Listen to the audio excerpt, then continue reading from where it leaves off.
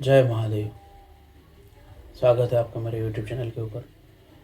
श्री योग वशिष्ठ महारामायण निर्वाण प्रकरण 51 सर्ग के श्लोक नंबर 5, 6, 7 और 8। इसमें भगवान श्री राम जी और वशिष्ठ जी का एक सूक्ष्म संवाद है। भगवान श्री राम जी वशिष्ठ जी से अपने गुरु जी से पूछते हैं कि हे प्रभु, इस सृष्टि की रचना, इस शरीर देह आदि की रचना कौन करता है, और फिर कौन इन जीवों को राग, द्वेष, मोह, इच्छा, माया आदि द्वारा मोहित करता है और इनमें प्रेरित करता है। तो वशिष्ठ जी इसका उत्तर देते हुए कहते हैं कि हे राम जी, इस जगत की न तो कोई रचना करता है, न कोई शरीर की रचना करता है, और ना ही कोई इनको मोह में, इच्छा, राग, द्वेष आदि में डालता है।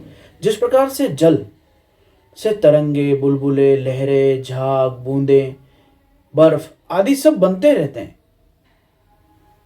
कहीं वो जल तालाब के रूप में है, कहीं नदी नहरों के रूप में है, कहीं पोखर के रूप में है, कहीं नदी नालों के रूप में है, कहीं बादल वर्षा के रूप में है, कहीं ओस और बूंदों के रूप में है, कहीं लहरों, कहीं झंझावात के रूप में है, कहीं झरनों के रूप में है। तत्व जल एक ही है, पर वो विभिन्न रूप धारण किए विभिन्न व्यवहार में उपयोग होता है। उसी प्रकार से एक परमात्म तत्व, एक आत्म तत्व ही सर्वव्याप्त है।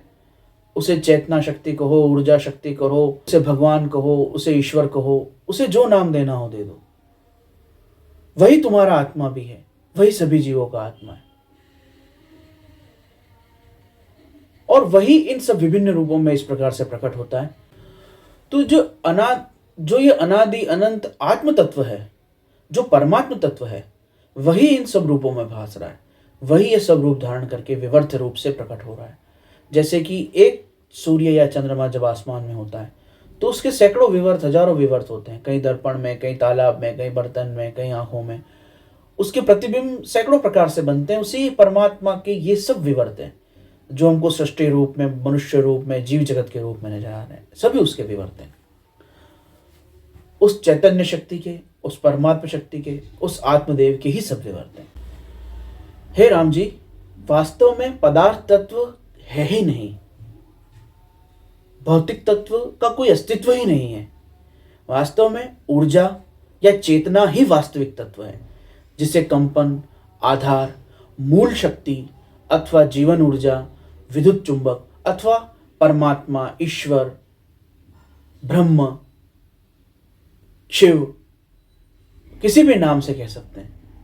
वो जो ऊर्जा तत्व है, वो जो चैतन्य तत्व है, जिससे अग्नि में उष्णता है, जल में तरलता है, पृथ्वी में स्थूलता है, जीवों में जीवन है, वृक्षों में जीवन है, जिससे फूलों में सुवास है, वो परमात्मा तत्व ही सत्य है। जिस प्रकार से बीज से वृक्ष प्रकट होता है, उसी प्रकार से उस परमात्मा तत्व से जगत प्रकट हुआ है, विवर्त रूप में, प्रतिबिंब के रूप में। आपके हृदय में जो चैतन्य है, उस चैतन्य से ही ये सारी सृष्टि प्रकट है। जब तक जीवन रहता है, हृदय में चेतना, मन में चेतना, शरीर में जीव रहता है, तभी तक ये पूरी सृष्टि नजर आती है। एक बार व्यक्ति का जीव निकल गया, वो मृत हो गया, उसके लिए बाहर कोई संसार नहीं है, उसके लिए संसार कहीं नहीं है। तो इस हृदय से ही जो चेतना का प्रवाह हो रहा है, उस चैतन्य के, उस ऊर्जा के, शक्ति के प्रवाह से ही ये बाहर की संपूर्ण सृष्टि नजर आती है। वैसे ही जैसे बीज से वृक्ष नजर आता है और बनता है, वैसे ही हृदय के उस चैतन्य से, हृदय के उस आत्मतत्व से ही, उसके होने से, जीवन के होने से ही बाहर जीवन नजर आता है और ये संपूर्ण सृष्टि नजर आती है। तो ना तो इन शरीरों का किसी ने निर्माण किया है, न ही इनको कोई मोहित कर रहा है।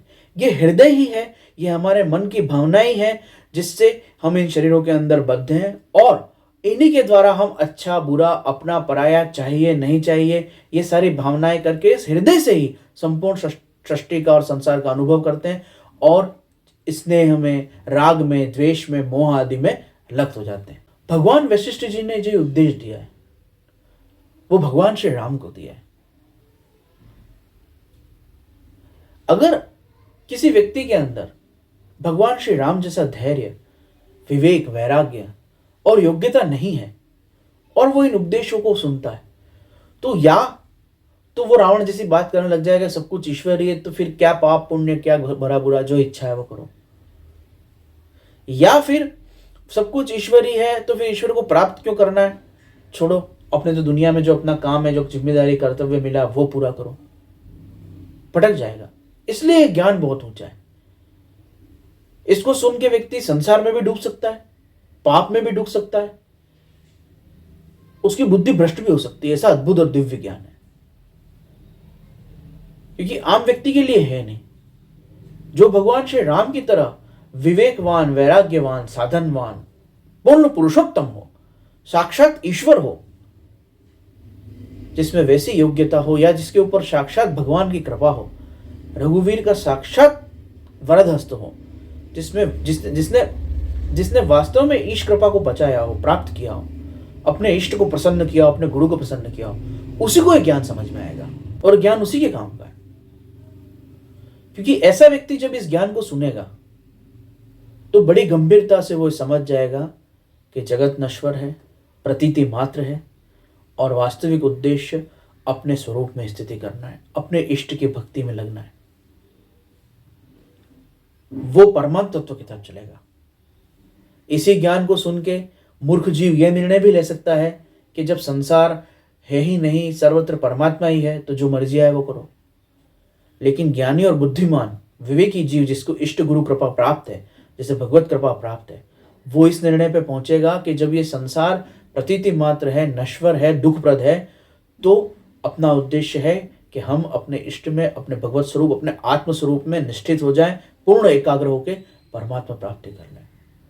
और जब कुछ है ही नहीं, ये पदार्थ जगत वास्तविकता में है ही नहीं, केवल दिखने के लिए है। क्योंकि जिस प्रकार से हम नदी के जल को बहता हुआ देखते हैं, तो वो बहता हुआ जल उस क्षण के लिए वहां पर है, फिर तत्काल वो नहीं हो जाता है, फिर नया जल आ जाता है। उसी प्रकार संसार भी धारा प्रवाह रूप से चल रहा है। जब हम देखते हैं तब वो हमको लगता है कि है, परंतु वास्तव में संसार तत्व कभी स्थिर है ही नहीं, निरंतर गतिमान है।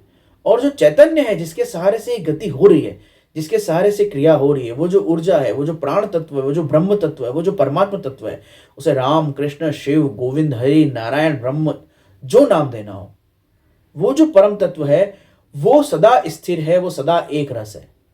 उसके आधार से ये सारा संसार गति कर रहा है। तो ऐसे गतिमान, नश्वर और संसरित होने वाले, हमेशा छूट जाने वाले, हमेशा दूर हो जाने वाले संसार में जी लगाने से अच्छा है कि मैं उस परम तत्व, उस चैतन्य तत्व में स्थिति प्राप्त कर लूं, समाधि द्वारा, भक्ति द्वारा, ज्ञान द्वारा, योग द्वारा। और यही मनुष्य जीवन का उद्देश्य है। तो ज्ञान तो बड़ा दिव्य है, बड़ा अद्भुत है, पर बिना गुरु कृपा और बिना ईश्वर कृपा के इंसान कुछ भी इसके अर्थ लगा सकता है। अतः सबसे पहले साधन, भजन, भक्ति, गुरु कृपा और ईश्वर की कृपा प्राप्त करनी जरूरी है। और वो कृपा प्राप्त होगी उनके साधन से, भजन से, उनकी भक्ति से। सतत ईश्वर से, ईश्वर को ही मांगे, ईश्वर को ही चाहें, उनके लिए हृदय में तड़प रखें तब। हर हर महादेव। जय श्री राम, जय श्री कृष्ण।